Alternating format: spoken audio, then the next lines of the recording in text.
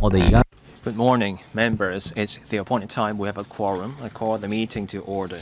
As members may recall, that we have secured the approval of the House Committee to continue our work to the end of the current term of Legislative Council. So based on past experience, we will have to consult members on whether we want to elect a new chairman and deputy chairman. If we all agree there is no such need, I will continue to chair the meeting.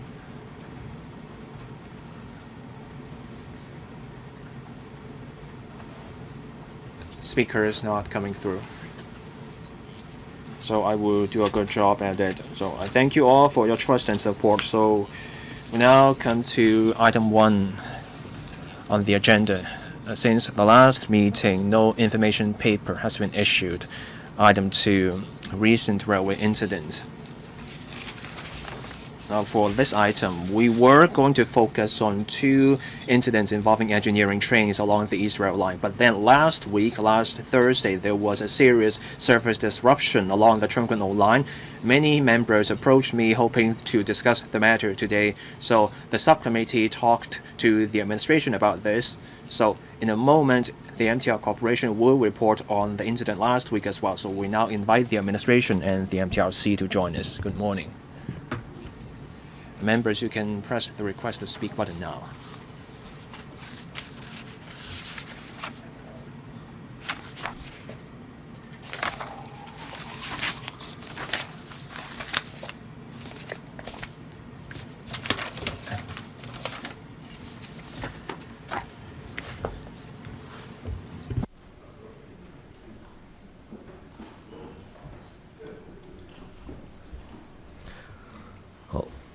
I now invite the administration and the MTRC to walk us through the papers. Good morning, Chairman, members. I want to say a few words, and then I will give the floor to the MTR Corporation. They have prepared slides. Now, our public transport system has always been known for its reliability and efficiency. Our railway service is the backbone of our system. This is widely recognized and has international acclaim. The spate of incidents involving the MTR has caused inconvenience to the public. The government is gravely concerned. In February and April this year, there were 2 incidents involving engineering trains in the small hours. And then last Thursday, there was another incident along the Chung Kwan-o line. I have asked the MTRC to do a comprehensive risk assessment of the railway system. This is to enhance the resilience of our railway system. The health of the railway system matters. I hope the MTRC can anticipate problems instead of being led by events and only fixing things after things have gone wrong. So there are a few things that need to be strengthened. 1, use of technology. 2, preventive maintenance. I have also asked the MTRC to review the maintenance arrangements for its railway assets. 4th, training for repair workers. 5th, for different systems, there may be risks, they need to be addressed. And then 6th, there will have to be prevention and management measures for problems. We do not write off the effort of the frontline officers of the MTRC, but the spate of incidents shows when it comes to maintenance and repairs, there is certainly room for improvement. We have to approach the matter with a comprehensive review to make the system safer. With the ever-expanding system of the MTRC, the government has been reviewing the system on safety and also monitoring of services. This is to ensure safe and reliable railway services. The railway system of a modern city hinges on tens of thousands of components and parts. We need a safer system. To get there, we will need day-to-day risk management. To that end, the Electrical and Mechanical Services Department, as the statutory safety regulator, not only visits a site after something has gone wrong for investigation and follow-up. The EMSD also performs comprehensive and direct assessment. This means regular, comprehensive inspections of the safety management and maintenance systems. This is to address the potential hazards that may cause incidents, and that's to enhance the overall resilience of the railway system. There were 2 early incidents involving engineering trains. For those 2 incidents, the AMST has launched a special inspection on the maintenance and emergency response of the MPLC. There will be contingency plans for incidents with serious consequences. I have also instructed the EMSD to incorporate the recent incidents in their comprehensive risk assessment and the preparing of contingency plans. The railway system has a much larger carrying capacity than other transport options. That means whenever something goes wrong, there are wide implications. The MPLC needs to step up its emergency response system, especially when it comes to spreading information and also emergency response. On this matter, I have asked the MPLC to learn the lessons of last Thursday's incident. They need to take a good look at what happened and also the arrangement in information dissemination. The MTRC needs to let the public know the latest progress of repairs so that the public is kept informed of the latest situation and they can plan accordingly.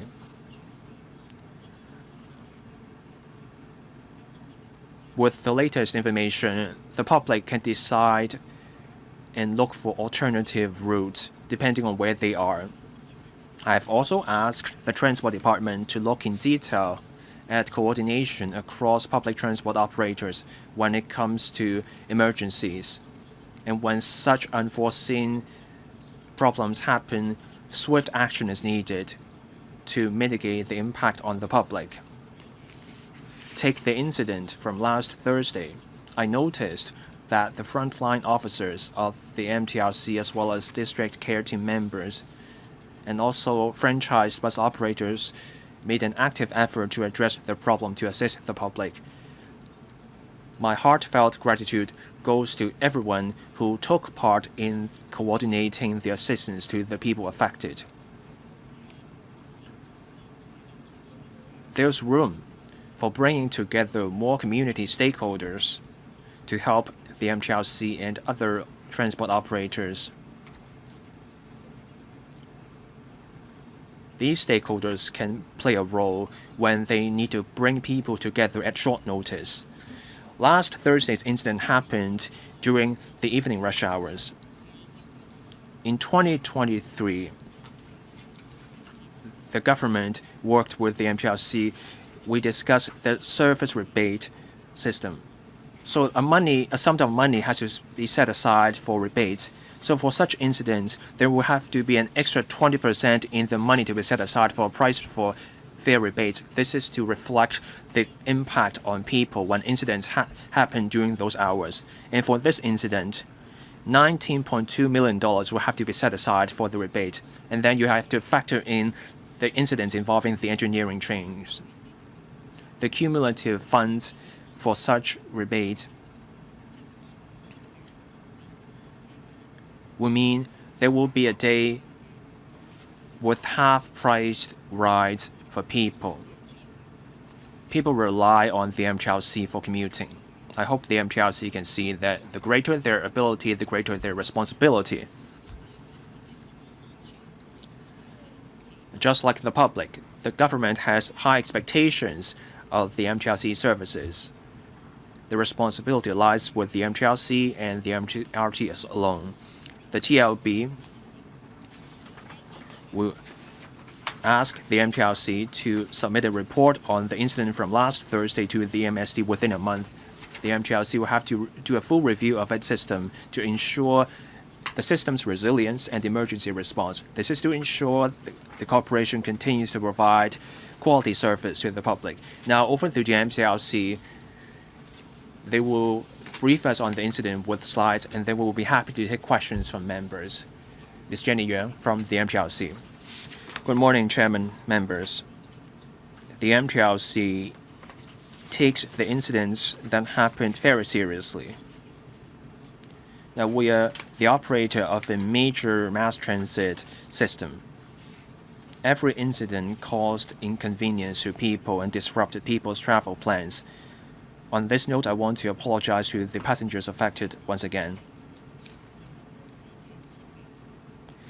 Our railways hinge on millions of components and parts. We have plans to update our assets. We also have a long-standing mechanism to maintain our assets. This is to keep our railways and trains in a good condition so that we can keep providing quality service. We put safety first. We investigated the incident along Chun Kwan O Line last Thursday. The preliminary investigation shows something went wrong with the high-pressure power cable. So the first priority was to bring the passengers back to the platforms nearby so that we could evacuate the passengers safely. I want to thank the riders that evening. They were very cooperative and things were in reasonable order. Our engineering staff also worked at full tilt to repair the system. They tried to locate the cause and repair the system. After ensuring everything was in order and smooth, we resumed train services in phases. So full resumption happened that evening. Now, on the two incidents involving engineering trains along the East Rail Line, one involved the failure to bring the wagon structure to a level position, and the other one involved the elevating platform. Now, we ensured the safety of riders and engineering staff. We performed repairs on site. On those 2 days, the East Rail Line maintained full service across the entire line to minimize the impact on riders. One key lesson we learned from those two incidents is to enhance the reliability of engineering trains. We also learned that we have to enhance our response capability, especially in extreme scenarios. We want to minimize the impact. We have looked at the incident. We thank passengers for accommodating, and we also thank district stakeholders for their assistance. There will be enhancements after these incidents. We will also engage experts to give us advice on how we can do a better job. We will take a serious look at our emergency response. We will enhance the dissemination of information. As the Secretary just said, we should be letting people know how long the repairs will take so that people can plan accordingly their own journeys. We will also bring in technology where suitable to provide more reliable services. Now, on the use of INT or information technology, we have plans and we have started work on many fronts, and we will keep working on that. My colleague, Charis, in KH, our engineering supervisor, they will give us more details on those incidents. So I want to give the floor to my colleague, Charis, Ms. Charis Lee. Thank you. I want to discuss the matter about the incident from last Thursday. Starting from 5:14 p.m. from Chun Kwan Yaotong Station to North Point Station, there was a power system trip. So the power supply for the trains suffered. A minute later, we realized that the signaling system also suffered. Now, because of this fail-safe system, the other signaling systems of other stations were also affected, and that led to the suspension of trains along the entire Chun Kwan O line. We reset the signaling system. Our service management and control center had to first move those trains in the tunnels to the stations nearby. That's to ensure the safe evacuation of passengers through our platforms. The incident happened during the rush hours. There were many riders in those trains, so this process took a while. During the incident, we took swift action. We sent our engineering staff onto the scene. So first we got the power system trip, and then there was a signaling failure. We had to take time to identify the cause of the incident. We had to decide whether it was a train fault or a problem with the overhead power cable, and then we could take targeted measures. We wanted to take swift and effective action to resume train services. Now, in terms of the trains affected, we had to move the trains to the depots, and we had to do trial runs for the trains. There were intermittent short-circuiting of the power cables along the cross-harbor section. So our staff narrowed down the cause to the problem with the overhead line. We found where the short-circuiting happened, so we deployed our trains for partial resumption of trains along the Trunk line to minimize an impact on people. After the affected trains have been dispatched to the depot, at 8:32 p.m. we resumed services of the section from Polam Station to Lohas Park Station. Our engineering staff also completed the temporary repair of the overhead line system. After ensuring the safe operation of the system, we resumed the Trunk line's full service to the full at 10:33 p.m. For contingency arrangements, we've arranged 3 free shuttle bus routes for affected passengers, including one from Trunk to Lohas Park, one from Teo Keng Lane to Polam, as well as one from Tsim Sha Tsui East to Trunk Station. We pick up passengers along the way. We also maintained close communication with the Transport Department and mounted emergency response. We thanked the district or the local communities for their cooperation and their assistance. At the start of the incident, we deployed additional staff from different districts to the site to help affected passengers. In fact, we deployed about 130 additional staff members that night. And we made broadcasts at stations and in train compartments about the latest update. We also made use of the mobile traffic news to disseminate information and advise passengers to take alternative traffic routes. As for the investigation of the cause, in the section between North Point and Yau Tong of Chong Kwan O line, this is where it happened. As you can see, near the or flood prevention gate. And it's on top of the train tracks between the on the overhead cables. It involves the jumper wire and the contact wire, and then power supply is provided through the jumper wire, and there is also this line in red which connects the jumper wire and is fastened by a clamp. So there is also a metallic clamp on top for secure connection. On the night of the recovery procedures, our engineering staff found the red jumper wire being damaged and dislodged, and that was the cause of the short circuit followed by the power trips. So our team had to remove the damaged jumper wire as a temporary measure so as to resume power supply of the system. And as of today, our engineering team has expedited inspection of all sections and used support strap and use metallic clamps to replace support traps in order to provide stronger support as reinforcement. And as a follow-up, we will make sure that we will ramp up our efforts in disseminating information so that passengers will have the latest update of our recovery process. effects, and so that they can make arrangements as quickly as possible. Apart from offering rebates to passengers through the established mechanism, we also offered additional points under the MTR Mobile for passengers.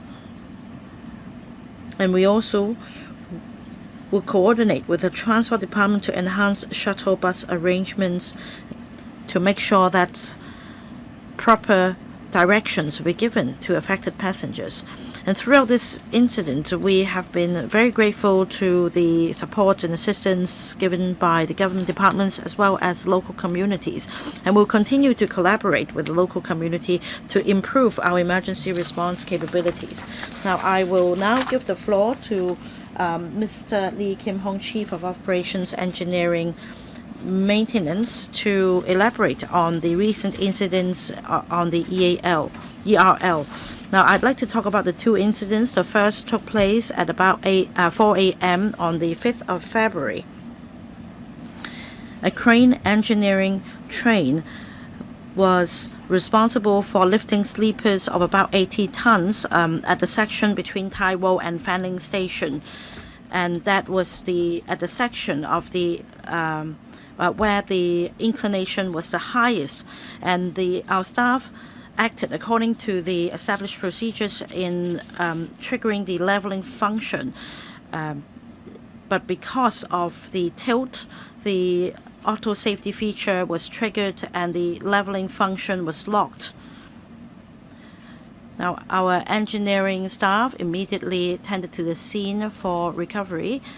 We maintained full service of the East Rail Line throughout by adopting a bidirectional single-track operation arrangement. We adjusted the frequency of trains in order to minimize the impact on passengers. Now, we strived to maintain train services whilst mounting recovery procedures. The recovery procedures took extra time. As a result, the frequency of the East Rail Line resumed normal at about 1 p.m. Now, after the incident, we contacted the manufacturer, and we also submitted the report to the EMSD on the 5th of March. According to the investigation, after the completion of the lifting work, our staff acted according to the established operational manual to lower the wagon structure. However, the several attempts were made in vain because of the leveling function being locked, and that was due to the tilt of the engineering train. Now, as part of the emergency procedures, our engineering staff decided to lower the crane on spot before moving away the train so as not to cause greater damage. Now, we have since then implemented a number of enhancement measures. For example, we've now installed a visual and audio alarm system. That is, when the tilt of the engineering train reaches a certain level of inclination, this alarm device will go off to alert our staff. We've also arranged for our staff to undergo training, and we've also stepped up efforts in preparing drills and laying down guidelines. Now, we've also worked on preparing guidelines for recovery so that the rapid response team can handle incidents more swiftly. We've also reviewed comprehensively the operation of the cranes and the crane engineering trains, including design and the operation of the trains. Now, the second incident happened on the 27th of April. It also happened along the East Rail Line. An engineering train completed inspection and repair of the overhead line at the section near Fo-Tan Station, but because of a mechanical failure, the elevating platform could not be lowered For safety reasons, the engineering staff decided to dismantle the elevating platform before moving away the engineering trains. We managed to maintain service along the line by adopting a bidirectional single-track operation. We also adjusted the frequencies, and overall speaking, it took about 10 to 15 minutes extra for passengers. The full service was resumed at about 12 in the afternoon. We strive to provide full service along the East Rail lines while conducting repair. And it was a very challenging occasion, and our staff have dedicated to handling this incident. Meanwhile, we also step up our efforts by deploying extra manpower to help passengers, and we also maintain close liaison with the transport department. We also mounted different publicity channels to disseminate information to members of the public. We submitted the investigation report on the 30th of April. According to the investigation findings, there was a mechanical failure in the hydraulic control valve regulating the hydraulic cylinder of the engineering train's elevating platform. This causing the platform not to be able to be lowered, and the engineering train was also part of within the asset service cycle. It also passed the routine inspection and the final daily inspection. We have adopted a number of follow-up measures, including a comprehensive review of the entire train fleet, formulating contingency plans. We've also engaged an independent consultant to give recommendations on improvement measures. We've also formulated plans for extreme scenarios. That is, if the train cannot be moved away under normal procedures, how we can further shorten the recovery time. And we also explore the use of technology to enhance our equipment capability. The MTRCL attaches the topmost priority to maintaining smooth operation of the systems. We also understand the importance of reliable train services to members of the public. We will continue to strive to ensure the provision of safe and reliable services. Now, this will also tie in with the $65 billion overall asset management and replacement exercise, so as to cope with the future operational needs of the train service, and so that we can continue to provide safe, reliable, and efficient train services to passengers. I'll read out the names of members in this order. Connie Lam, Michael TIEN, Gary Chan, Lau Men Kwong, Michael TIEN, Gary Chan, Chan Sil Hong, Andrew Lam, Lo Wai Kwok, Michael Look, Stanley Lee, Ben Chen, and myself.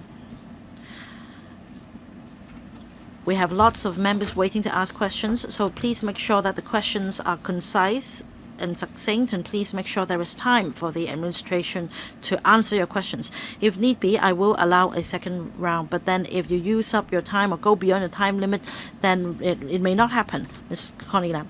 4 minutes questions and answer. Thank you, Chair. According to the Secretary, it is hoped that the MTRCL could take a predictive approach in handling incidents. But from the spate of incidents, we understand that the MTRCL is actually lagging behind. Now, 3 serious incidents have happened within just 4 months. The problem primarily has to do with an old signaling system. Is there information about the signaling systems used by different railway lines, and is there a plan to replace them all? Well, in fact, last week the Teo Keng Lang line was totally disrupted during peak hours, and as a member representing the constituency, I, along with my residents, stood in Teo Keng Lang station and waited for 3 hours. I thank the local communities and the district groups for the help, and the shuttle buses were short of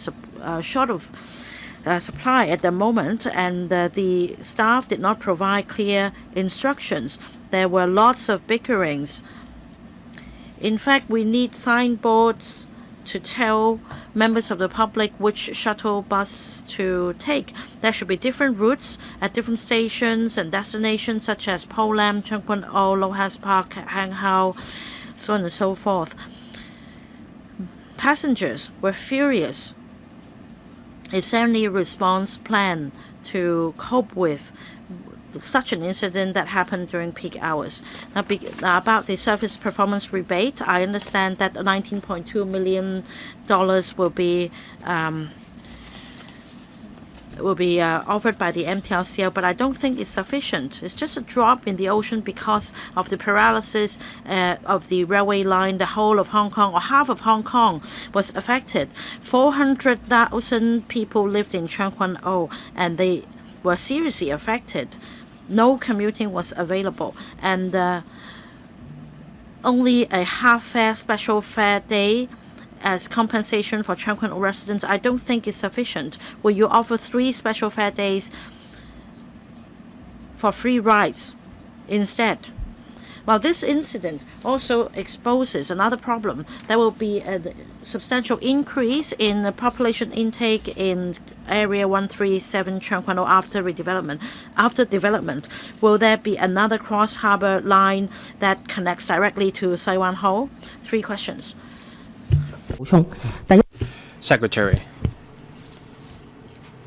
Now, first, on asset maintenance and investment in the next 5 years, there will be an investment of $65 billion. That investment will cover several major areas: signaling system, rolling stock, permanent way, etc. As Ms. Connie Lam mentioned, there are shuttle buses. Last week, there were shuttle buses at Po Lam Station and Lohas Park Station.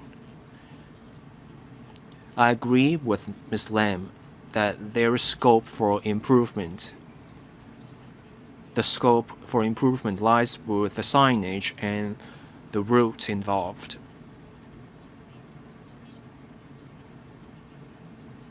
As I said in my opening remarks, I hope the MTRC can provide information in a better way in the future. Last week, many riders stayed inside the stations waiting for the repairs to finish instead of going for other transport options. In a moment, the MTRC can tell us more about this. Now, on the future transport plans for Tseung Kwan O, the railways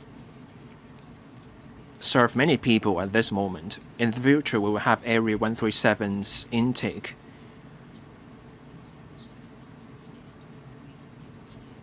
So in light of that, there will be infrastructure in place for the people at Area 137 and for Tseung Kwan O Tunnel, MTRC.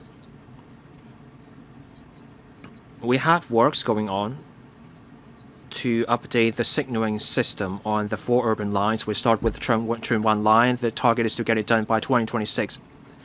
Tseung Kwan O line is also part of our plan, so there will be an update to the signaling system. Now, on last Thursday's incident, we do apologize for the inconvenience caused to the public. We will try to do better. We do have contingency plans. We have drills. Sure, the responsibility lies with the MTRC alone. When our staff tried to reach the area, it took them a while. So this is where district stakeholders can help. When thousands of riders try to leave a station, there was a huge challenge with maintaining order. So we can look for ways to work better with local stakeholders. Now, on letting the public know how long the repairs will take instead of keeping people waiting in a station, we can work on that. And for sure, the same goes for shuttle buses. We can find ways to do better. Mr. Michael TIEN. So we were supposed to discuss the incidents involving engineering trains in April and February. Each incident involved 8 hours to fix. But at least back then, there were infrequent services. But last week was worse. There was a full service suspension. It took a full 5 hours before the full service resumption, and things are getting more appalling. It was a disaster. with what happened at Chuan Kwan O line, it's rare to see a full suspension along an entire line. That's why I called this incident last week as very serious.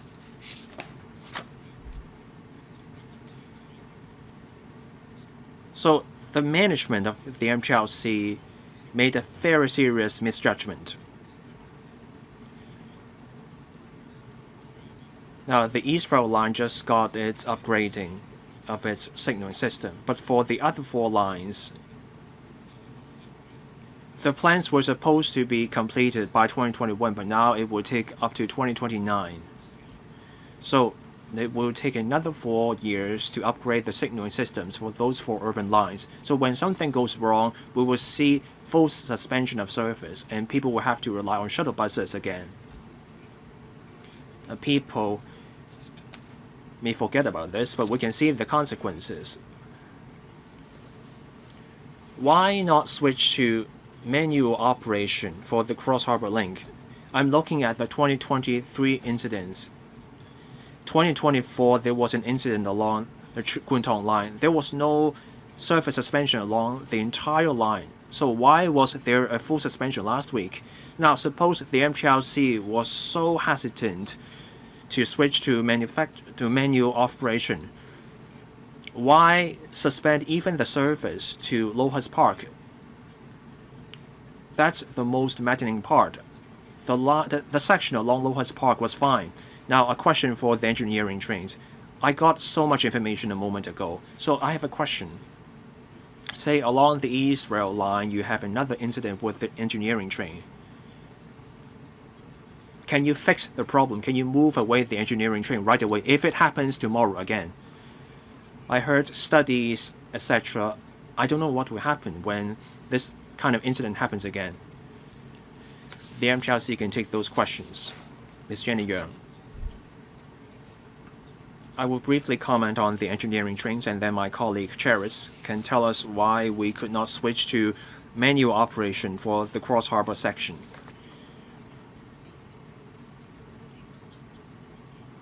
After the April incident with the engineering train, we made a contingency plan.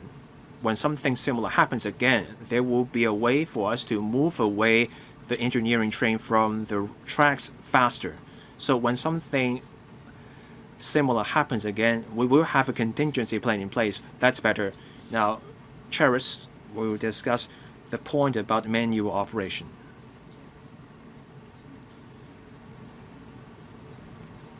Now, for the Chuan Kwan O line, we cannot do single-track operation for bi-directional trains.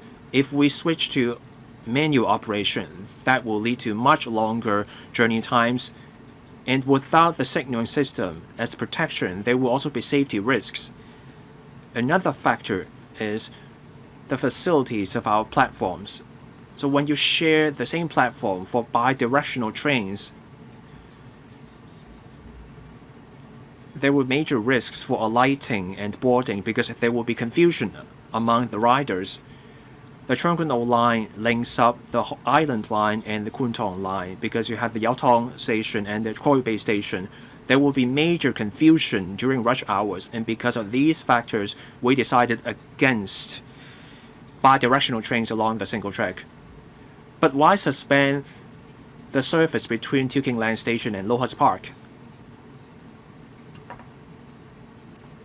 Now, there was the power supply trip, knocking out the power supply for the Cross Harbor section. At the same time, we had to deal with the signaling system. Because of this fail-safe design of the signaling system, the signaling system along the Kwun Tong line was also affected. So the priority back then was to move the trains stuck in the tunnels out. We wanted to move those trains onto the platforms so that we can let the passengers leave through the platform. That was our priority. But that makes no sense. The signaling systems come with a sectional design, so you can have the signaling system out along one section, but that for the other section can still work. So we had to deal with the overhead cables and the signaling system. At that point, we also had to deal with possible problems with trains, so we had to eliminate the causes one by one. Once we ascertained the cause was the overhead cables, we deployed trains and officers to arrange loop service. So, around 8:30 p.m. last Thursday,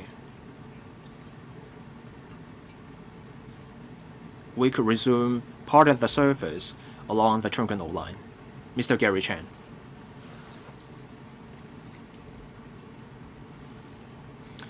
In just a few months, we saw a spate of major incidents involving the MTRC, and that affected the commuting experience of many people, and this is infuriating.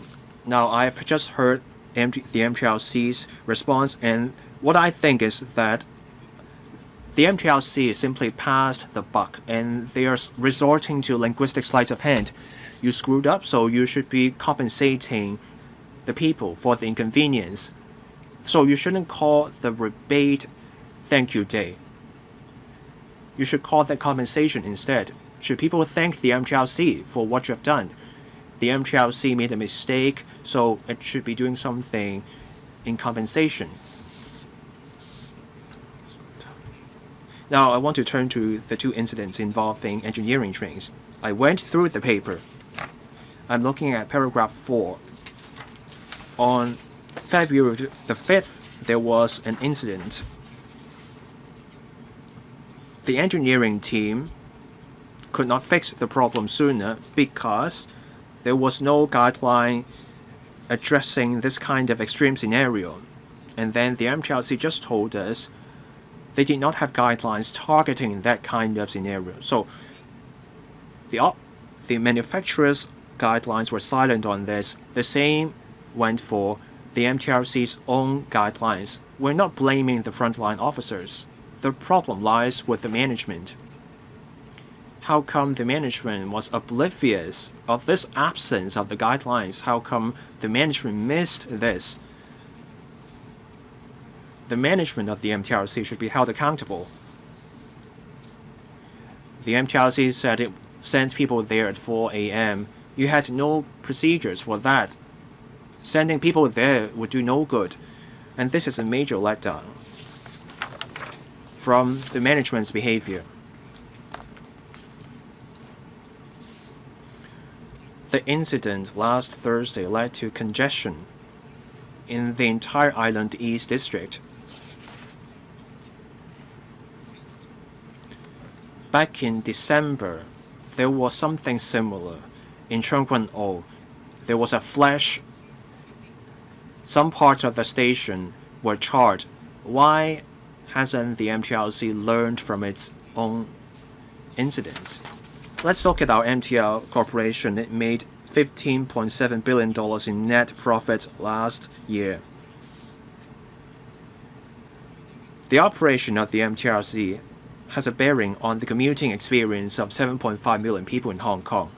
The chairman of the MTRC said this at the shareholders meeting. They claimed maintenance is ongoing, so people don't have to worry. And then the next day, an incident happened. So that's a slap in the face of the MTRC's management. I have a simple question for the MTRC. So will the MTRC take back the claim of the chairman, that is, we do maintenance all the time, people have nothing to worry? Now, I have a second question. I know there is an assistant director of electrical and mechanical services specifically tasked with monitoring the performance of the MTRC. So my question is, given the spate of incidents involving the MTRC, what has the EMSD done? The EMSD asked the MTRC for reports. So what follow-up actions were taken? What improvement was made? Did the EMSD proactively look at the MT's work?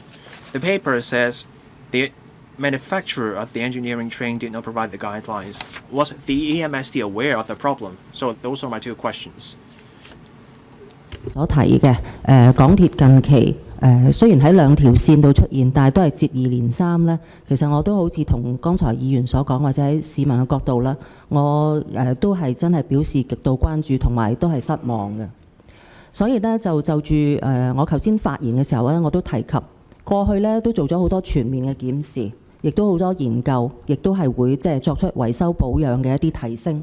一定要走在問題之前，唔可以讓個問題發生咗咧先至去補救。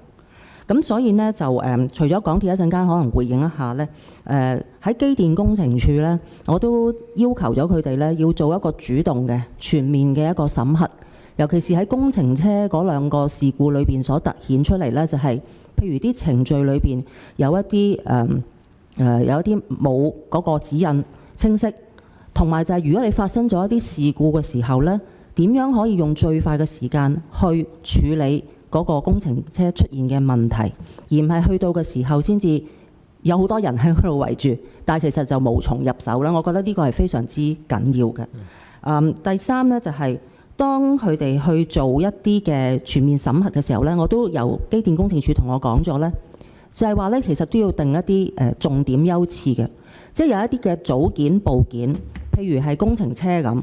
又或者係今次喺將軍澳線所顯示到嘅嗰啲組件，譬如頭先嗰個跨接電線呢，可能佢平時發生出現問題嘅機會不是好大，嗰個組件都可能好細。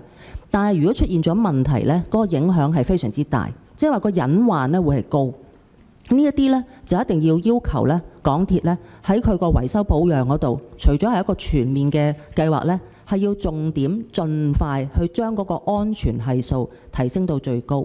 咁我想先就住呢度回應咗議員，然後就請另外嗰兩個單位咧可以係補充嘅，唔該。好，希望兩位都簡短啲啦，之後港鐵先。好啊，主席，多謝議員嘅提問同埋明白個關注。咁好簡單回應一下，我諗係喺嗰個預測性，我哋要再做好啲啦。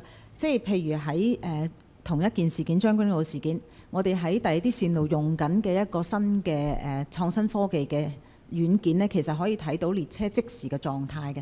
咁如果喺將軍澳嘅線，我哋都會盡快希望可以推到其他嘅線路，即係變咗喺第日我哋去排查問題嘅時候呢，就希望個時間真係可以快啲啦。咁呢個都係一個即係希望利用創新科技去幫助個問題啦。資源上邊公司係絕對係放咗好多資源落去資產管理同埋維修保養。例如2024呢，我哋都係其實投放咗170億嘅。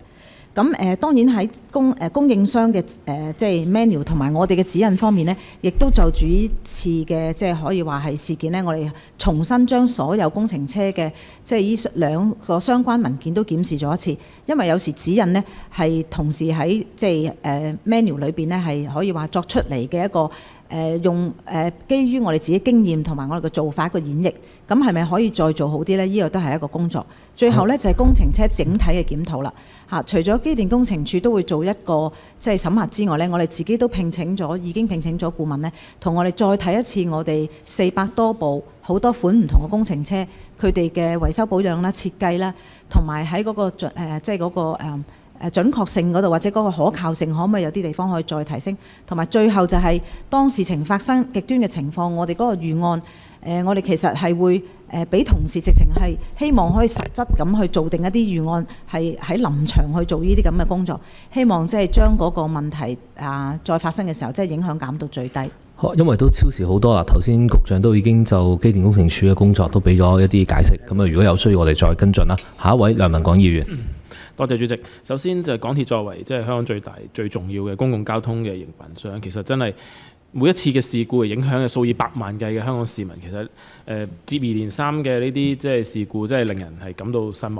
咁我諗每一次事故既然影響咁多人啦，最重要即係有幾個階段啦。第一個當然係即時嘅處理啦，資訊發放啦，跟住係後邊嘅即係查找原因，同埋最後點樣去做啲補償，令到市民都係叫消消氣。咁幾步都好重要嘅。頭先我見到局長開場發言同埋頭先回應其他議員嘅提問嘅時候，都重點講得比較多，就係資訊發放，令到公眾點樣知道點樣去處理。其實當日我自己都收到有街坊，佢就唔係成日搭將軍澳線咁巧個呢，就佢就係要由寶林出翻九龍呢，就出咗問題。佢就喺現場，其實佢唔係好知道究竟有啲咩可以替代嘅方法，係可以去翻即係其他即係叫搭得通車嘅地方啦，而係可以翻去佢自己本身嘅目的地。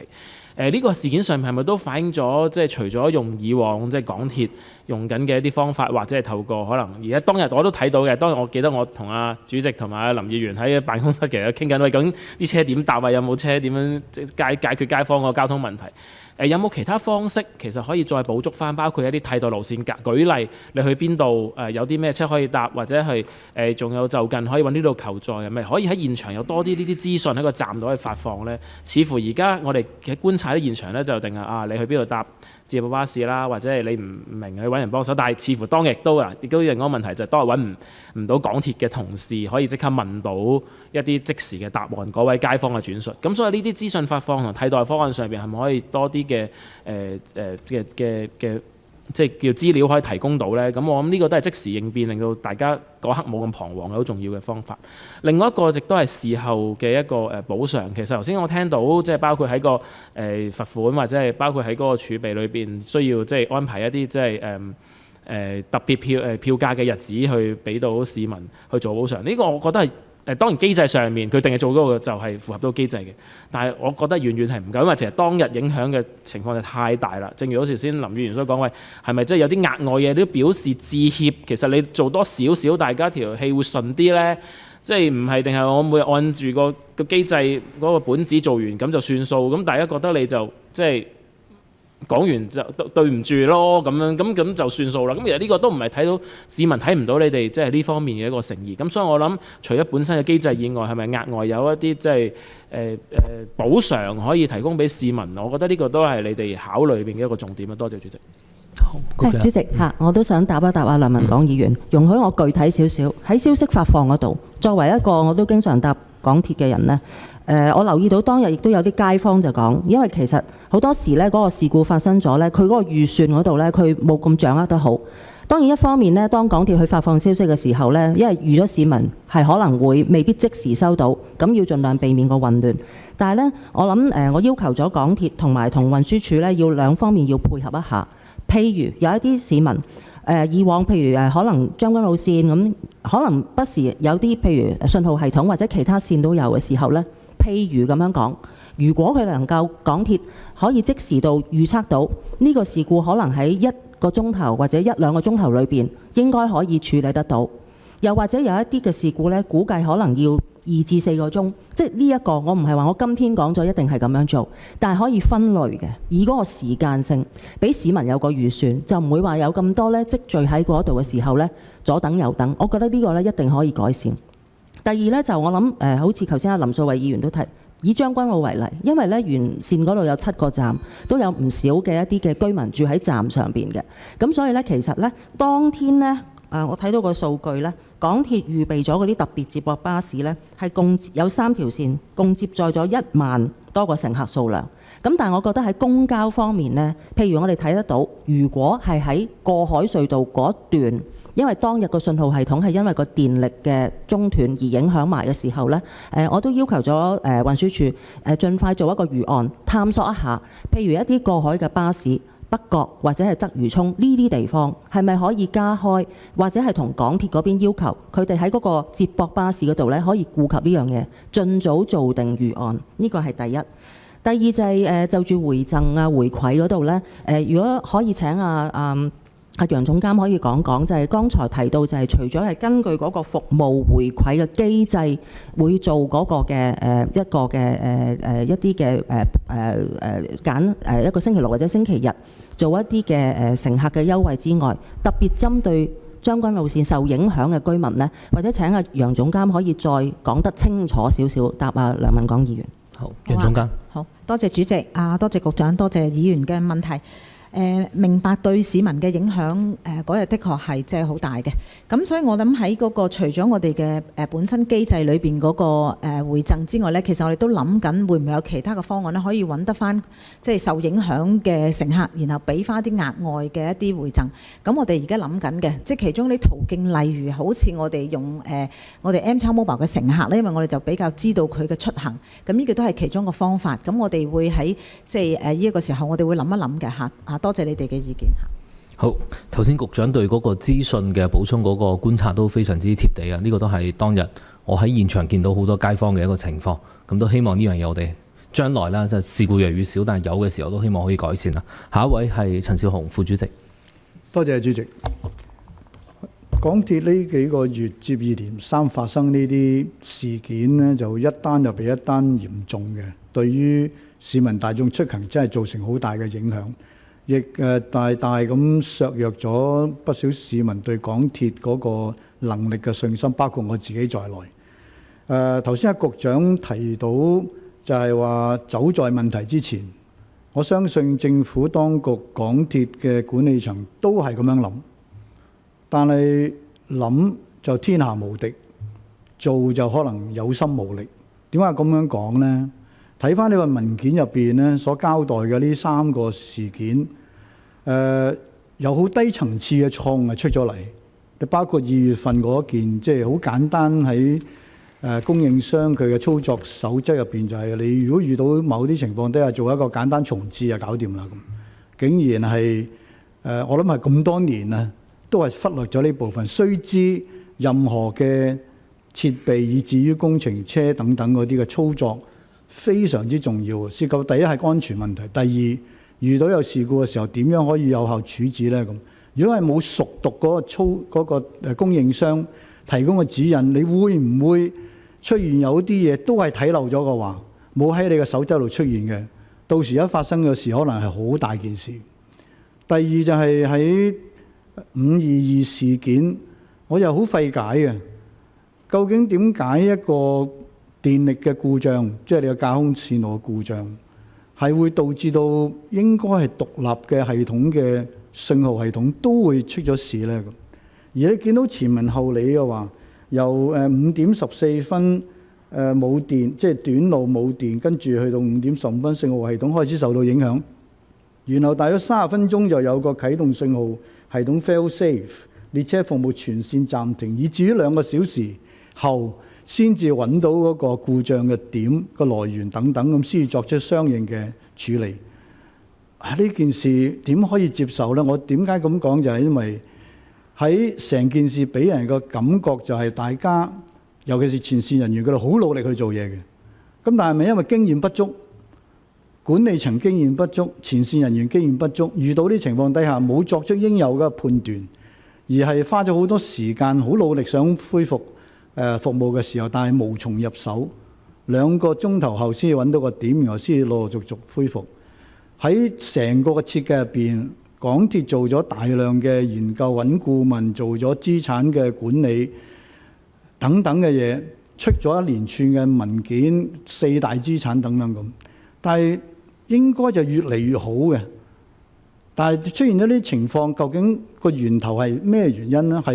係咪管理層乃至於營運人員、維修人員一脈相承，由上而下都係經驗不足，引致於判斷不足呢？咁嗱，呢個係我自己係好擔心嘅。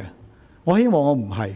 咁但係你呢3件事寥寥幾版紙交代嘅話，我係睇唔到有個出路啦。當然你會加強培訓啦，但係如果睇翻機電工程處同你審核嗰個全面及直接審核，淨係工程車都已經有部件繁多、型號繁多等等嘅嘢。其實如果你要做呢個培訓係好重要嘅事，可能涉及到人手，涉及到你下一步要即係用咗啲先科技，可能要盡快提出你個問題啦。係啦，我最主要就係即係表達咗我嘅感受，就係以我多年嘅工程經驗底下啦，我覺得呢啲係不能接受。不過我就想請當局或者係港鐵，可唔可以即係簡單俾到個信心我哋咧？唔該，主席。好。係多謝陳議員嘅，我都想回應咗一句先嚇。其實咧過去我哋喺運輸物流局過去睇住港鐵嘅唔同嘅事故咧，首先我哋要知道其實因為佢每日咧係承載緊500萬嘅人次嚇，係公交嘅40%，所以咧一定係個責任係非常之大。喺員工培訓去做維修，大量嘅以往做咗嘅研究同埋檢視嘅工作咧，我都深深同意剛才陳議員提出，即係大家都係想佢可以做得更加好嚇。點樣可以入手呢？咁樣我有一點想特別提出嘅呢，就係其實要肯定前線員工嗰個努力，同埋佢哋去復修事故嘅時候所付出嘅佢哋嗰個嘅，即係真係為咗安全至上。但係我諗從港鐵嘅角度，我期望呢管理層同埋佢以至到落去中層嘅呢，係能夠為前線嘅員工係能夠做好個配套同埋支援。除咗係睇到某一個問題，今天我哋去講緊嗰個嘅指引守則，或者另一啲事故又去加固某一啲配件呢，其實我覺得嚟緊呢，可能要貼地啲，即係要集結咗喺個公司裏邊嘅一啲營運同埋維修兩個團隊，再加埋佢哋創科技嘅團隊呢，我會建議佢哋可以考慮咧，透過一啲工作坊嘅形式，由員工前線嘅提出有啲咩直接嘅問題，佢哋睇得到，以至呢就係話佢哋要喺個管理層。My suggestion is for them to point out the problems directly and to work with the manufacturer. Now, the Hong Kong IE comprises a lot of experts, so perhaps they can be tasked to help. 陳議員 Ms. Jenny Yeung. I thank Mr. Chen for his comment and concerns. At the MTRC, we looked at our asset management. We have the experience, we have the mechanism. I also agree with the Secretary about her comment. Looking forward, we need more concrete efforts for our workers to do their job. The management has to provide the proper environment. And this is part of the job of the management. We want our frontline workers to give us their feedback. So we started on this. We launched this just culture within the corporation. For sure, there is scope for doing better. We will keep working on this. We want our frontline workers to speak up more often. We're talking about operating millions of components in our system.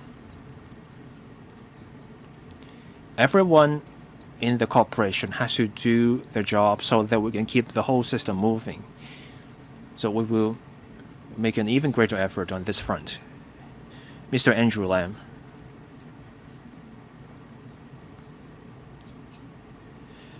I believe the management and operation of the MTRC remain top-notch.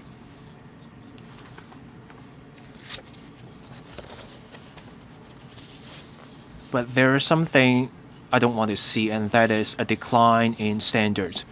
The Secretary has mentioned this time and again, anticipating problem, getting ahead of the problem. So let's look at July 2022. There was a electrical paper about setting up a database for train services, and there was big data analytics for preventive maintenance. So preventive maintenance. December 2022, the EMSD said, starting from July 2019, for critical railway assets, operation and maintenance, there was a comprehensive and direct assessment that was done to spot early on the potential system defects and safety hazards. And then in July 2023, there was an independent panel on the asset management and maintenance. 13 recommendations were made. So in 2 to 3 years, we had data analytics, we had preventive maintenance, we had comprehensive and direct assessment. There was an independent panel giving advice. Still, problems kept coming up. Here's my question.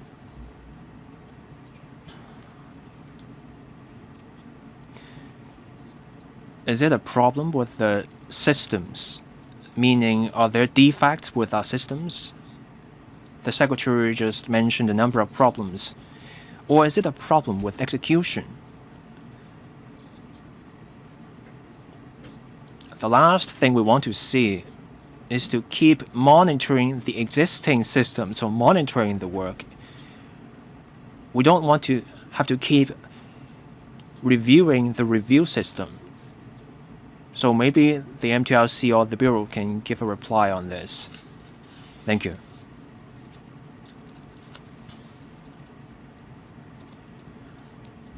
To keep an enormous system going Everyone has to do their best. Unforeseen incidents can happen. It's the response that matters. Now I want to invite the Director of Electrical and Mechanical Services to comment on the specifics, and then we'll see if the MTRC has anything to add. Director. Now for the incidents involving the engineering trains, we conducted comprehensive and direct assessments. We advised the MTRC on the operation. For the subsystems and critical parts of those engineering trains, we advised the MTRC to look into possible contingency plans. After these incidents, we talked with the MTRC again. Both incidents involved incidents in the small hours. After the repairs, the engineering trains could not be moved away. Both incidents had to do with components that could be elevated. So we talked to the MTRC about the components that could lead to the risks. The MTRC needs a procedure for each component. For components that are hard to fix, they will need a procedure to fix the problem quickly. Take the incident in February as an example. There was an option to do an emergency reset. And for the April incident, there was a way to use tools to move away the elevating platform sooner. So we will keep working with the MTRC on this. When something goes wrong, we want to see swift action. Dr. Lo Wai-kwok.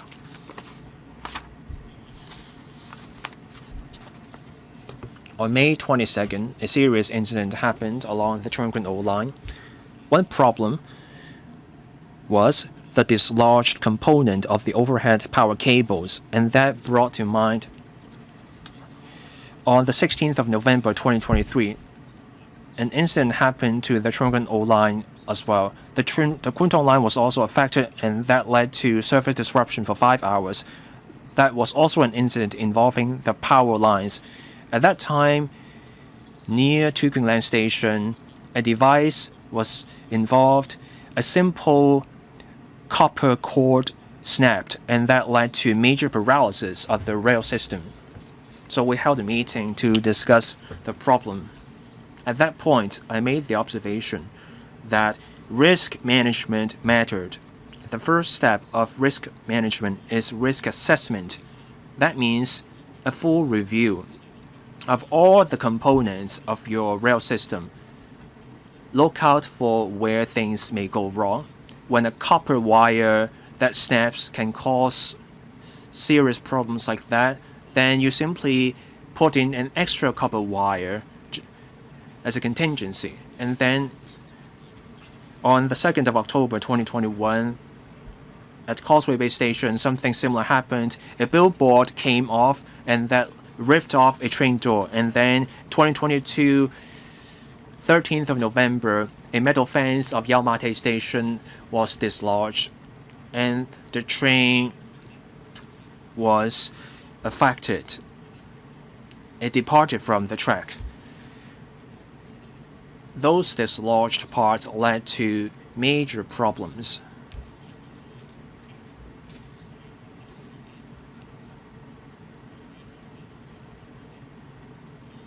So let's go back to the basics. You have to visit the site, take a look for yourself. In my line of work in risk management, our frontline workers they form a team of quality assurance. They check their own work, they look out for areas where things may go wrong, and then there's a panel on top of that. You have a steering committee about the panel. That's what risk management means. We have made this point time and again. I hope that MTRC can take this seriously. Now, on maintenance and engineering trains, I lament this.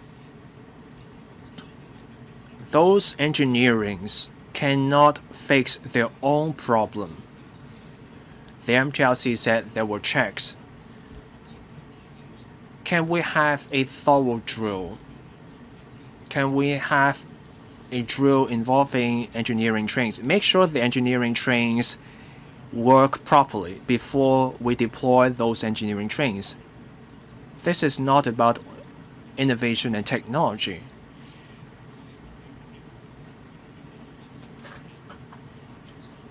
You have to be there and look at the problem.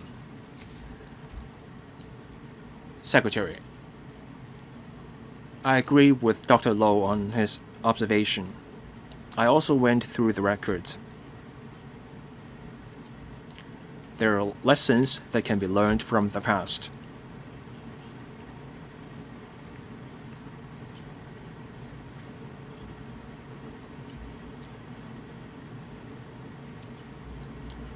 The MTRC needs to look at what happened and work on immediate response. I also agree with Dr. Low on risk management. We have to make the whole system safer.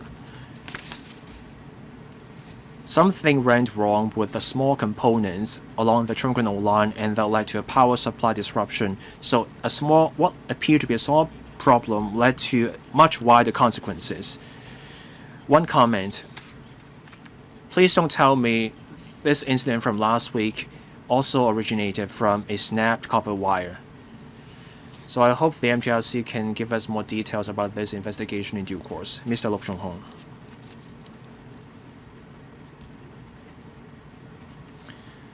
So we had a dislodged component with the power supply system from last week, and then that led to the whole incident. So it took just a small part to paralyze an entire system. There was a 5-hour service disruption.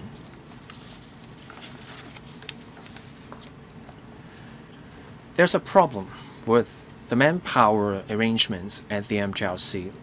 Now, I'm from a trade union. I found out certain things from the frontline workers of the MTRC. The concern is about the power cable repairs. So people may wonder, when was the last check? How come problems came up after inspections? People may also wonder about the quality of the check. There was no outsourcing for the inspection. But then, the inspections were done by outside workers hired through outside human resources agencies. Those workers may not have received specialized training for railway systems. Those may simply be workers with general training under the supervision of the MTRC.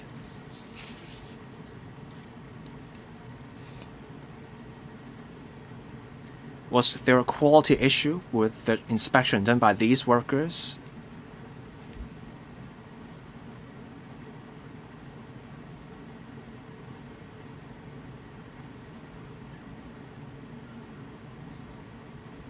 In many places, railway workers inspecting the system need specialized certifications, but in Hong Kong it's different. You simply need an electrician's qualifications. And you also have to offer the pay if you want to hire such specialized workers. Now,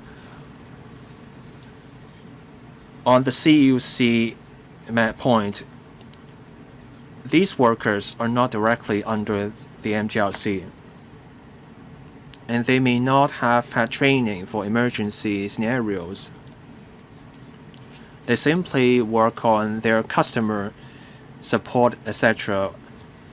So they stayed within the control rooms. The most they can do is to hold up a sign. And they cannot handle emergencies. The MTRC told us about their emergency response teams, but do we have all the engineers on those teams? Do we have workers who specialize in power cables on the team round the clock? From what I know, there wasn't such a worker.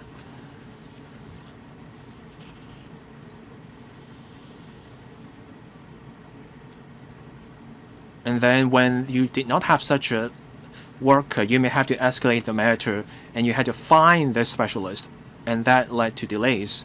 Now, before the KCRC and the MTR merged, there were such specialists ready around the clock. So is the absence of such specialists part of the reason for the delay? People don't want to see incidents, and when incidents do happen, people want to see swift repairs. The MTRC will take the question.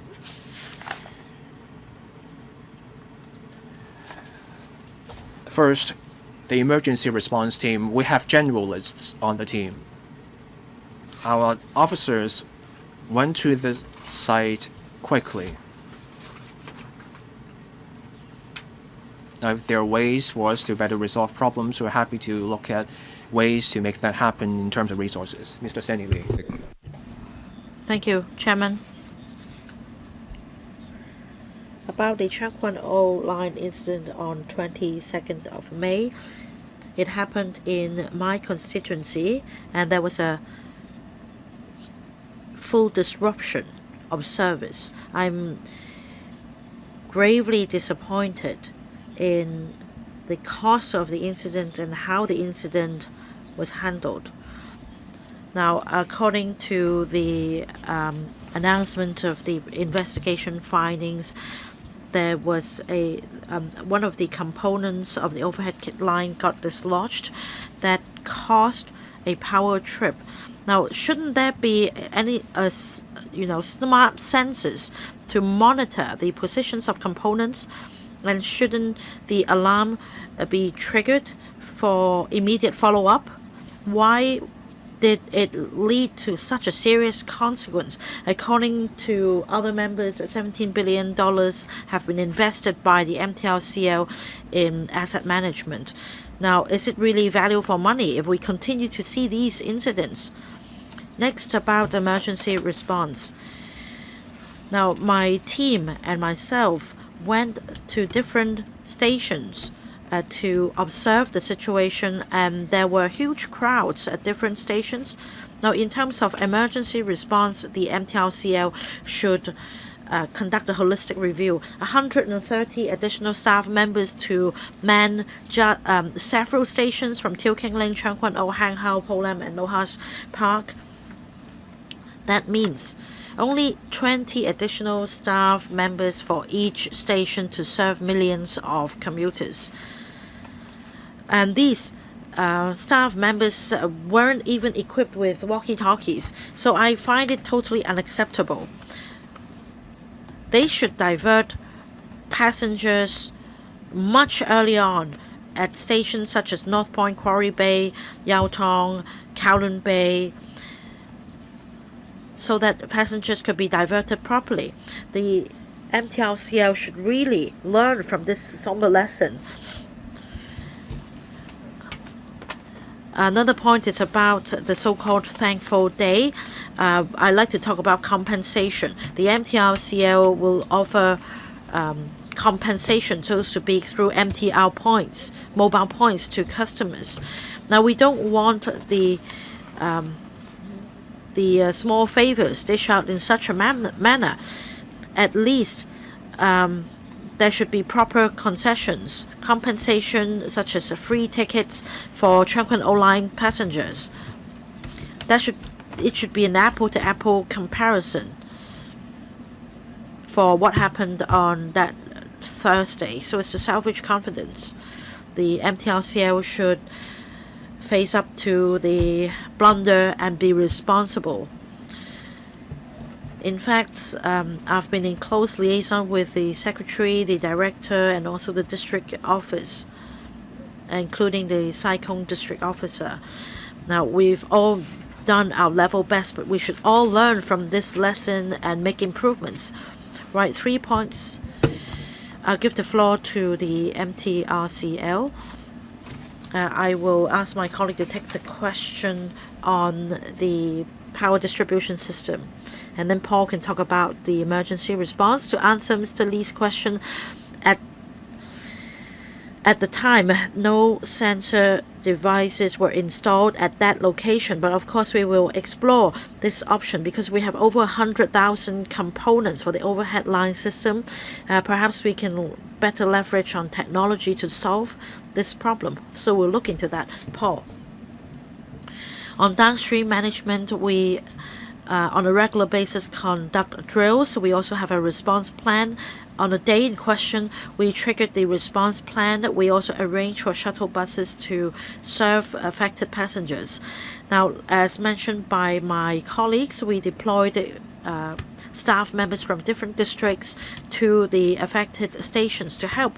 But after all, it happened during peak hours, and there were crowds of passengers. When our staff members continued to arrive on scene, they did their level best to help affected passengers. They also extended the arrangements on the basis of the actual situation.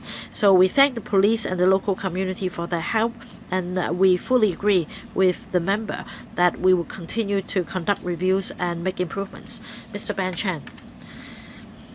Well, every time an MTRCL happens, people are angered. They are displeased. This response is just normal.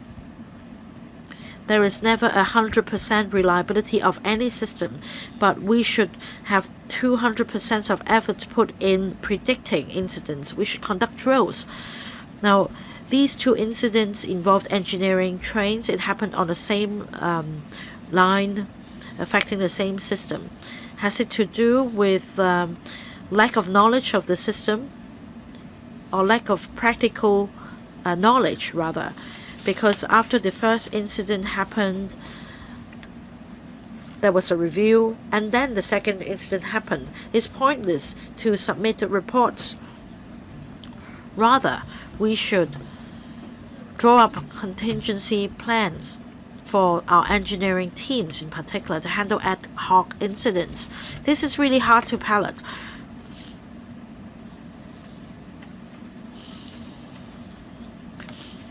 Now my question is, in order to achieve reliability, we need regular maintenance. Has it to do with too short a time frame for nighttime repair? Has it to do with a lack of drills? Or has it to do with other arrangements with the maintenance personnel? Has it to do with the high turnover or attrition rate in the MTRCL? Has it to do with, for example, the equipment failure? Or has it to do with your engineering staff not being familiar with how the piece of equipment actually works? Because these are different matters.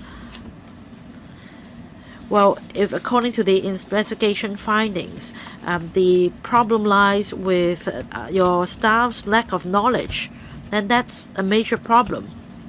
The second point is this. It is important that we have a loop system for our railway lines. It is important that we proceed to speedy construction of, say, the Northern Link and other lines. Now, Chang Kwan O line is itself not a loop line. So perhaps you should consider extending the line beyond Lohas Park Station so that it can cross the harbour as a feasible option. And you should also consider for remote locations a loop line should be adopted in order to enhance its accessibility.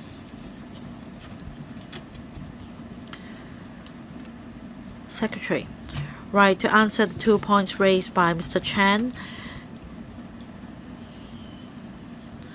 be it the railway network or our road network, our vision is to enhance the resilience and capacity as well as flexibility on the premise of cost effectiveness. Now, for the other question, I will defer to Ms. Yang. Thank you, Chairman. For these two engineering train incidents, they involve malfunctioning components. So I fully agree with Mr. Chan that it is important to take a preventive approach. We need to predict different scenarios and draw up response plans. And what follows would be drills as well as training. So in short, it is important to have drills And this is something that we'll ask our colleagues to do. We will place a stronger focus on drills. Now, my question is whether it has to do with lack of knowledge of operation or malfunctioning. It's malfunctioning of the equipment.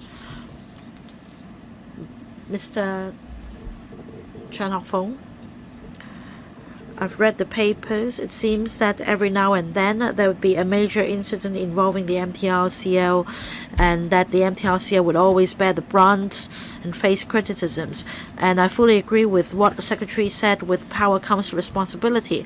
So as a major transport company is in Hong Kong, and for those receiving higher salaries in the company, they must shoulder more responsibility. Now, I think the salaries should be pegged to the performance. There should be a mechanism set up. We should review different arrangements, including their bonus payments as well as remuneration. So, Secretary, can you tell us categorically whether this mechanism will be set up? Don't just tell us something vague like a comprehensive review. Tell us how many, whether the pay of the management will be docked and by how many percent, so as to address the grievances. We shouldn't blame the frontline staff or the lower rank staff because they work round the clock to serve us. Now, if there is a manpower shortage, the MTRCL should make sure the manpower level is properly maintained. Don't just pass the bucket to frontline staff. So can we have a clear answer from the administration whether the pay for management of MTRCL can be pegged to performance? Now, let me explain that there is indeed a performance-linked pay arrangement. The pay level is to be decided by the board, and the mechanism takes into account the business performance of MTRCL, the work performance of individual staff, the operation and customer service, etc. So I have listened to Mr. Chan's views and suggestion, and definitely this point will be raised when we discuss the pay at the board of the of directors of the MTRCL, and we will also consider how this mechanism will reflect incidents that may affect service and passengers. So we will conduct a comprehensive review with the Remuneration Committee. I want to emphasize, however, that when it comes to incidents and penalties, policy-wise, there should be an incentive for the MTRCL to conduct proper reviews and chart the way forward. We should take a practical approach.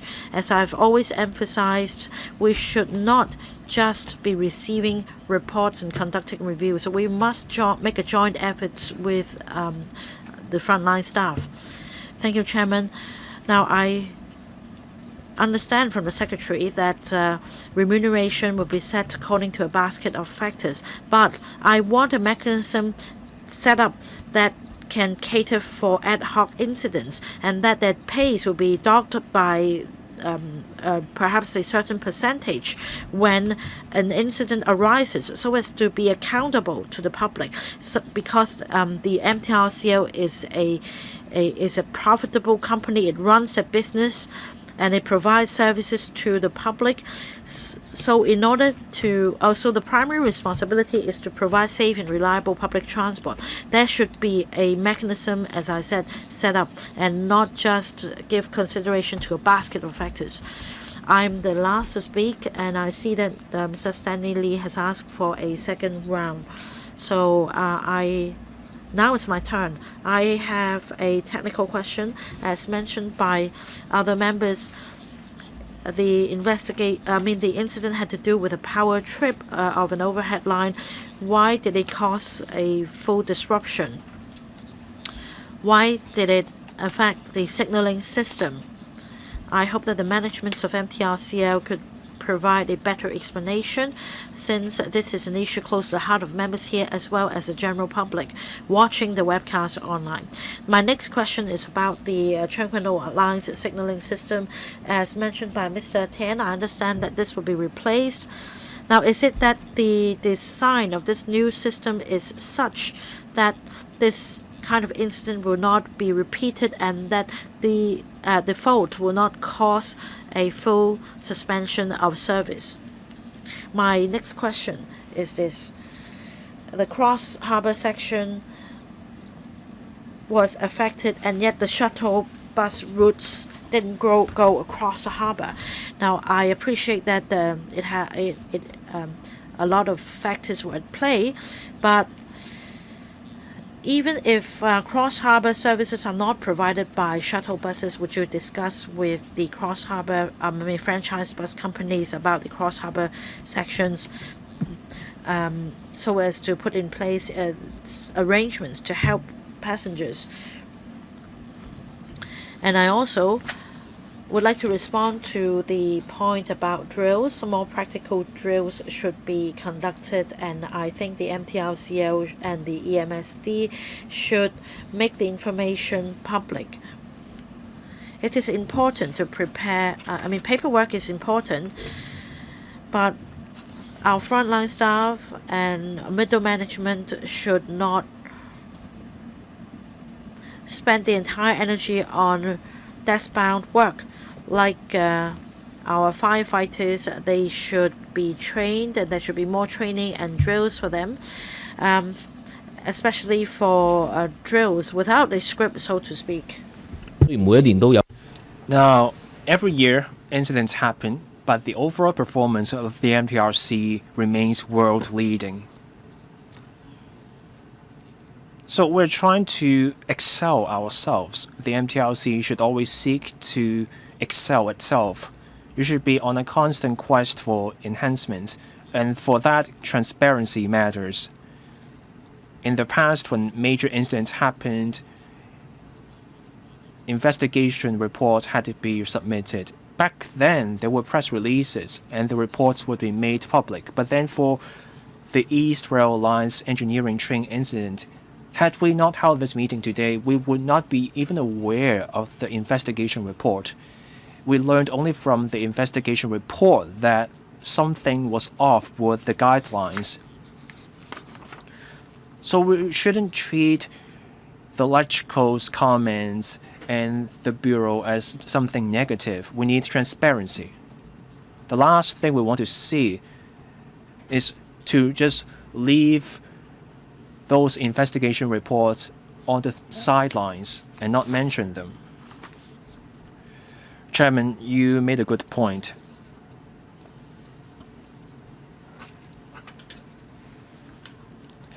The heavy rail network of the MTRC serves 1.6 to 1.8 million train trips, and every day we serve 5 million passenger trips. And when you look at it, the punctuality rate, we were at 99.9% for the train service. So, of course, every incident is one too many. So I now give the floor to the MTRC, who will respond to the points raised by the chairman. Chairman, I agree with you on your remarks. So looking ahead, we want to create an environment for drills work on the ground.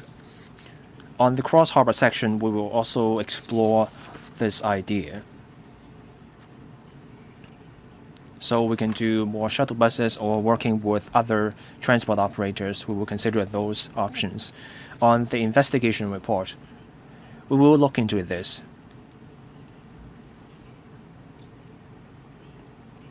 So for future investigation reports, maybe we can make those reports public.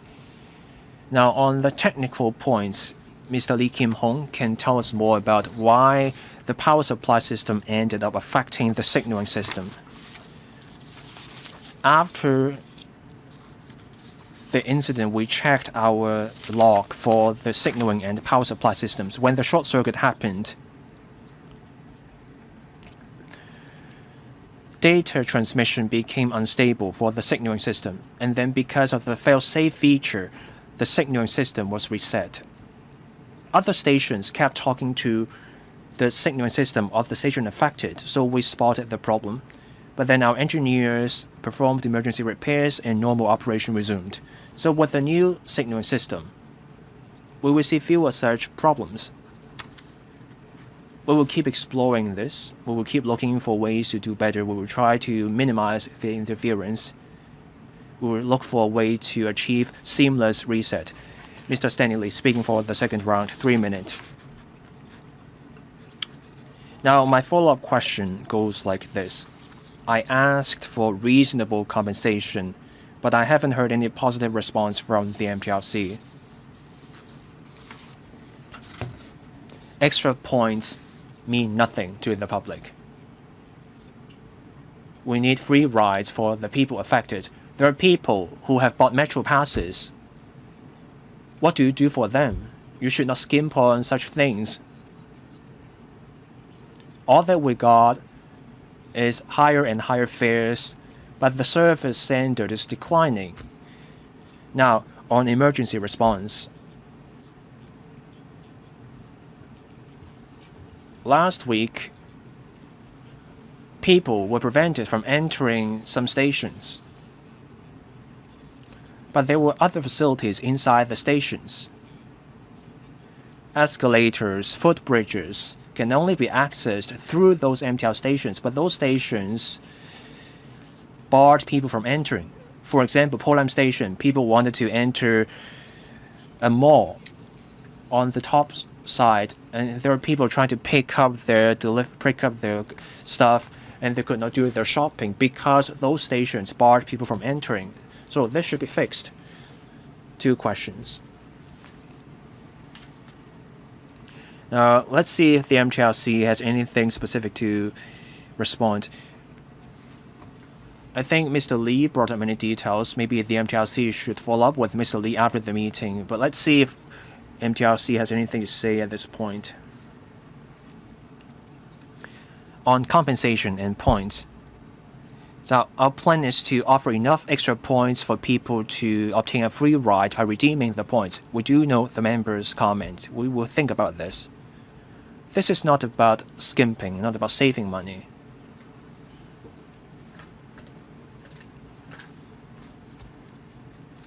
We have to get this right for people affected.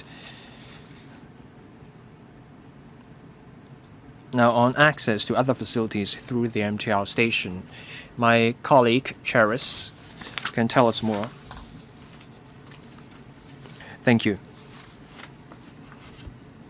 When the train services were suspended and we shut the stations, people would have an easier time telling that the train services were suspended. We do note the comments from the public.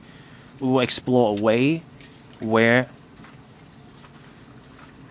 we can spread the information while also making life easy for people. We will look into this matter. Thank you. So that concludes discussion on this item. We thank the Secretary and the Director for attendance. Well, now we come to the next item, proposed retention of 2 time-limited supernumerary director posts in the Railways branch of the Electrical and Mechanical Services Department to strengthen railway safety regulation. We now invite the relevant officials to join us. Members can press the request to speak button now. Now maybe the Deputy Secretary can walk us through the paper. Thank you. As we said at the last item, we highlighted the importance of the railway to our public transit system. Now, we have been expanding our railway network in recent years. As we take forward infrastructure projects, the government wants to play a more proactive role. We will apply a more rigorous approach to railway safety management so that we strengthen the resilience of our railways. We want our railways to keep delivering good services to the public. Now, we created 2 directorate posts, time-limited supernumerary posts, 1 chief electrical and mechanical engineer and another a chief electronics engineer. These 2 supernumerary posts work with the 2 permanent chief engineers. So for the 2 time-limited posts, they will expire in July this year. We looked at their work arrangements and our operational needs, we see there's a pressing need to keep these two posts. We need them to keep an eye on railway safety. Many major rail projects will start. There will also be the smart and green mass transit system. We need people to support those projects. We need people to work with the Transport Department on new railway projects, especially for those cross-boundary rail services. We will need someone to keep an eye on the safety side of things. Now, my colleague will tell us more about the specific proposals, and then we'll be happy to take questions. Director. The Railways branch under the EMSD is the statutory regulator of railway safety. We closely monitor the performance of our railway operator with an expanding rail network and also the growing public expectation of railway safety. Our work has been evolving. In 2021, the EMSD obtained the approval of the Finance Committee to create these two time-limited directorate posts. Those posts will expire in July this year. And for these two chief engineers, they take a risk-based approach to inspections. They also investigate incidents. They take a more proactive and comprehensive approach to work with a focus on prevention, and that means conducting comprehensive and direct assessments. They also step up monitoring of railway asset replacement. This is to ensure proper maintenance of those assets.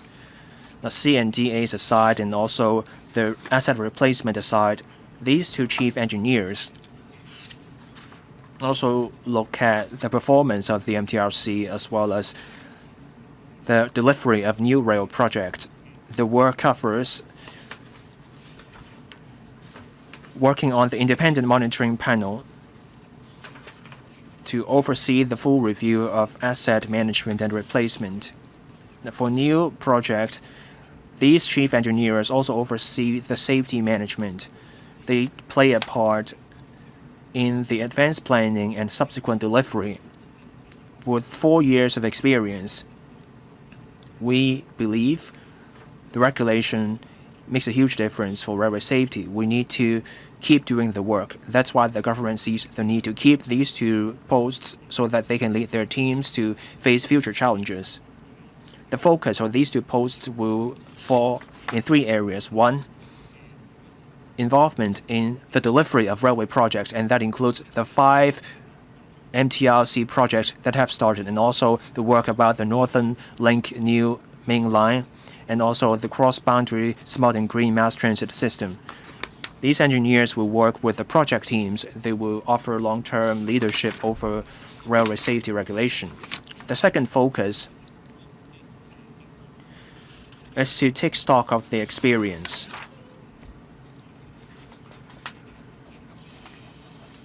And come up with a new regulatory framework for new technologies and new operators. The third focus is to build on the existing work. This means in streamlining the workflow, monitoring the maintenance of MTR assets. We propose to keep these two posts for another 5 years. This is to ensure the timely delivery of the project from 2027 to 2030. The work will cover new technologies, new rail operators, and the cross-boundary rail services. And this matters for the safety of those projects.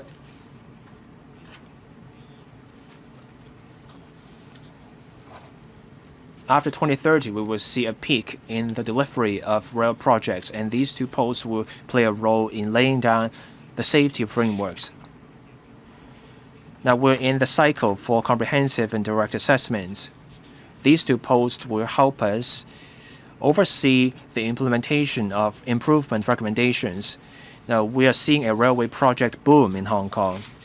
We have new cross-boundary rail projects and the smart and green and smart mass transit system.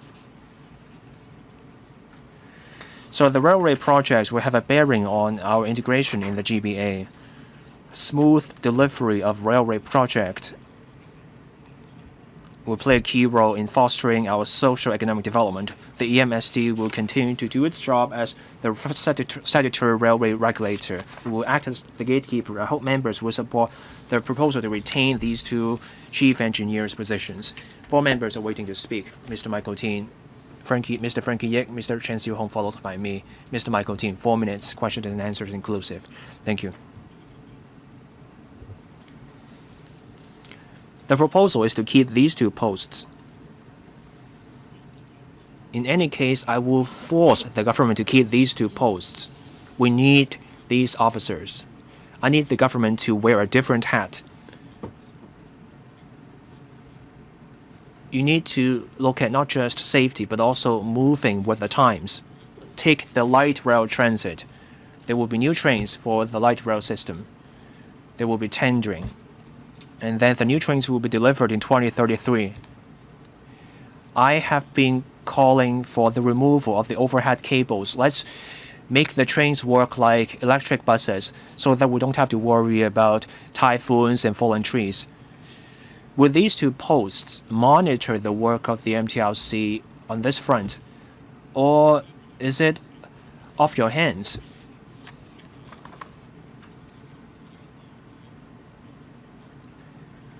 So for these 2 posts, do they just look at safety, or will they also look at other factors to make sure the MTRC's work meets reasonable expectations from the public? Or is it simply the Murphy's Law? Anything that can go wrong will go wrong. So the crux of the matter lies in fixing the problem and minimizing inconvenience.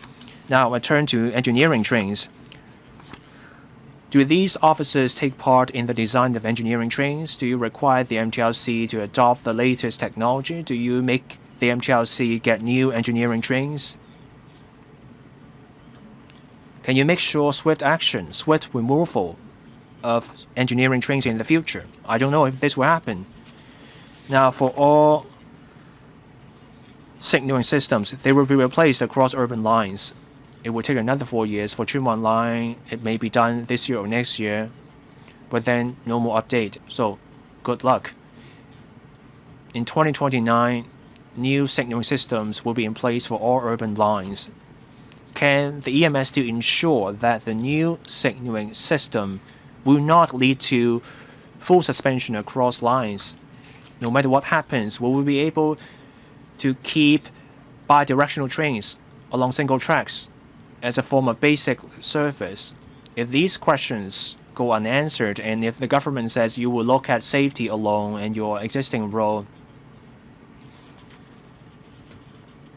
I will think twice before whether I support this proposal at the Finance Committee. I have new expectations for these 2 posts. The existing hat is not good enough for the existing needs. Thank you. 想回應。Who will take this question? Director or DS? I'll say a few words and then I'll give the floor to the Director.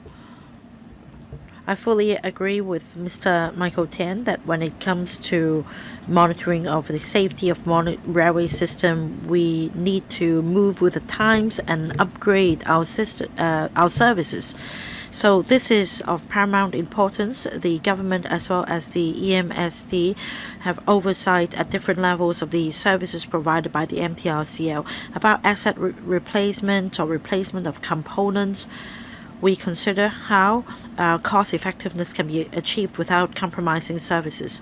Now, will the government consider demanding the overhead cables of the LRT system to be scrapped and replaced with the battery charging technology? We will review, without compromising service provision, how we can enhance overall cost effectiveness. Well, just do away with the overhead cables and use battery charging instead. I'll see if the Director would like to supplement. Thank you, Chair. I fully agree with the member. As I mentioned, we continue to keep up with the times, and our work is to do with safety, reliability. So this is something that we will continue to keep a close eye on. And to answer the 3 points, whether we should replace the overhead cables with other technologies, we will consider all options for the LRT. For example, earlier, the MTRCL expressed interest in conducting a hydrogen-fueled train system, and we fully support the testing of the and ensuring safety of the new system. And according to the design, no overhead line is needed. On engineering trains, again, we also take part in the design of new engineering trains. And we have also recommended certain retrofitting of certain trains. Now, on signaling systems, we are looking at the revamp of the signaling system of Tsuen Wan Line. In fact, along with MTR, we have conducted several tests, and we've also deployed the test on the new Tsuen Wan Line signaling system. And at this stage, we're looking at 2026 for the revamp of the whole signaling system. But will it cost full or partial suspension of services? Well, that depends. Right, next, Mr. Frankie Yick. Thank you. I speak in support of the retention of these posts. Paragraph 7 mentions that these two posts were established in July 2021, and since then 1,300 recommendations have been made, and that's really a staggering figure. That's 325 per day. That's really impressive.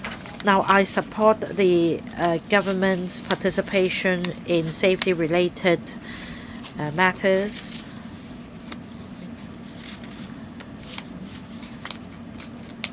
In fact, paragraph 30 refers to a recommendation by the subcommittee to set up a railway bureau where, because of the Sha-Tin Central Link issue.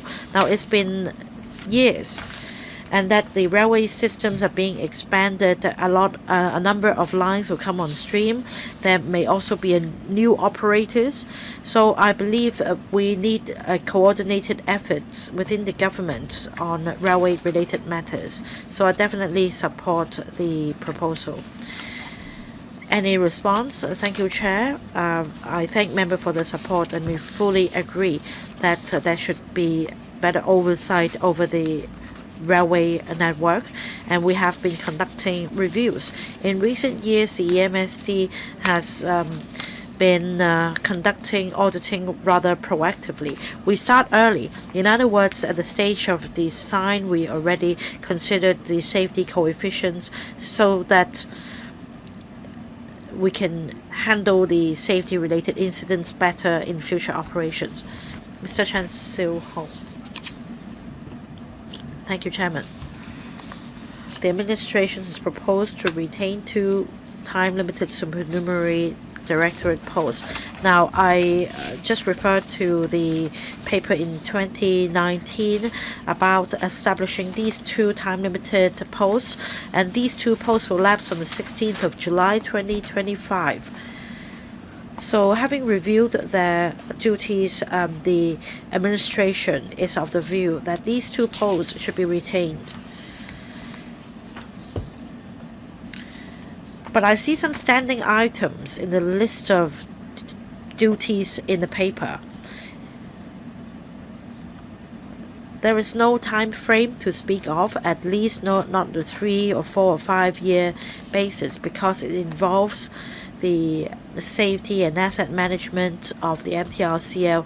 So my suggestion is to turn them into permanent posts. Of course, the director may tell us about the fiscal position of the government and the fiscal consolidation program. The establishment should be reduced, and it may not be the right juncture to propose turning these posts to permanent. Anyway, a few years down the road, perhaps we can revisit this idea. Chairman, another point is about the establishment of the railway office, and according to the paper, there is a need to support this idea.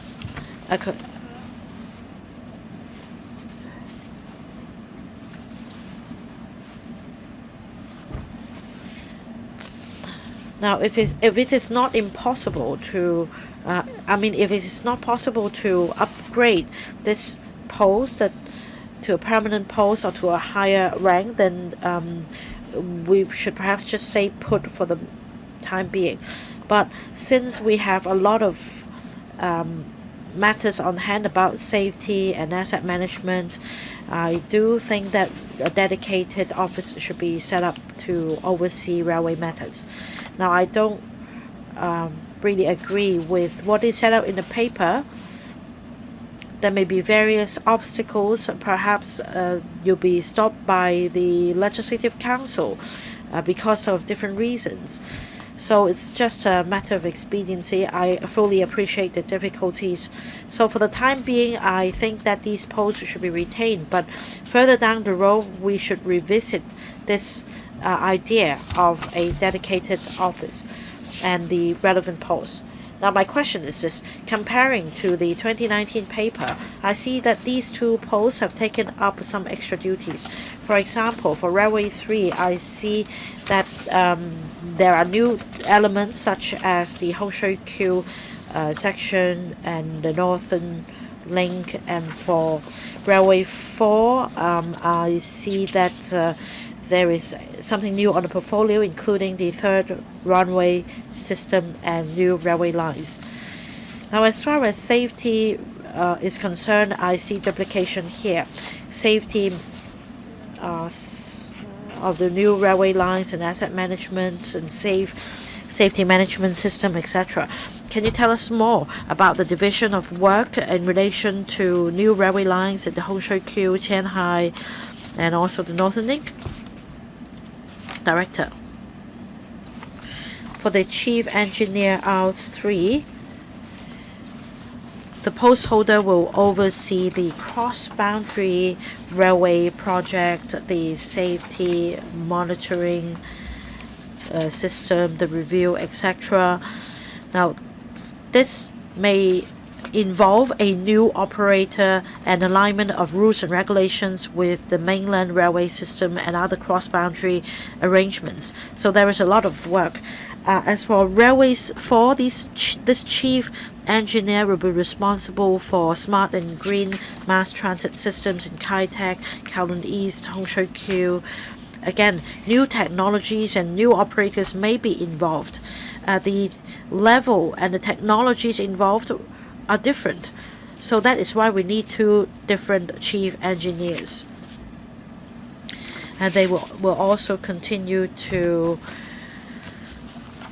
work on the existing portfolio, such as asset management and replacement. They have acquired years of experience and they'll be efficient in taking forward these tasks. I'd like to ask a further question about the division of work on Northern Link and also Railways 3's portfolio. The Chief Engineer Railways 3 has a close partnership with the office, and at an early stage, we already took part in a project-based safety review initiative. Now, the railway office is yet to be set up, but in fact, some working groups or units are already up and running as part of the structure of this office, as we want to adopt a new mode to enhance collaboration. So we'll work according to schedule, and we also have the participation of the railway branch. Now, I'm the last to speak. I think that members of the subcommittee have expressed support on various occasions about the establishment of this office, and we are aware of the timetable, and I think the administration has heard our views as well, along with our expectations. Now, my point is this.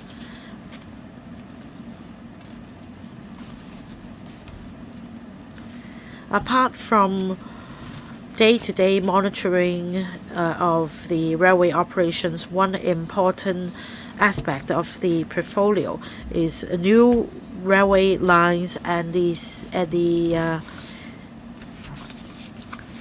safety regulation. Now, I think the mindset of being a facilitator is of utmost importance. So coming back to what Deputy Chair Mr. Chan Hak-kan said,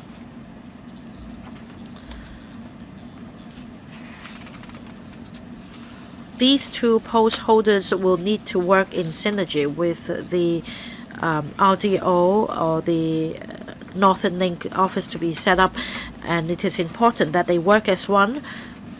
They need to adopt the same mindset. As I understand, a work mechanism has been put in place, and I hope that the two post holders will continue to enhance communication with the teams. 第二輪提問。 Mr. Michael TIEN speaking for the second round. 3 minutes.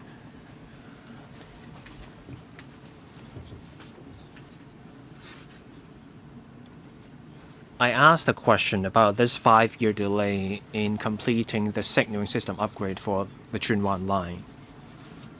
We spent $4 to $5 billion on the project. This is supposed to be the latest system. This is supposed to ensure that no matter what happens in the future, that we will be able to maintain train services. We may end up with just one track for bidirectional trains. Of course, we cannot have any service if an earthquake happens, but I did not get a direct answer. So what will be the role of these two posts or the EMSD? The Chun line will be the first one to adopt the new signaling system. Will that new signaling system meet the requirements I just raised? Mr. TIEN, you raised a technical question, whether we will see train suspension across the board with the new system. Because we just heard that the Chun line has the old signaling system. Chun line and the Island line also have the old system. So what are we getting from the new signaling system? Director. The new system, the new signaling system will be a more reliable system than the old one, but I don't have any details at hand on maintaining service when an incident happens. So after this meeting, I will talk to the Railway Development Office of the Highways Department and the MTRCL about this. Chairman, the government needs to persuade me before I vote at the Finance Committee that the new system at Chun line will be able to meet my requirements.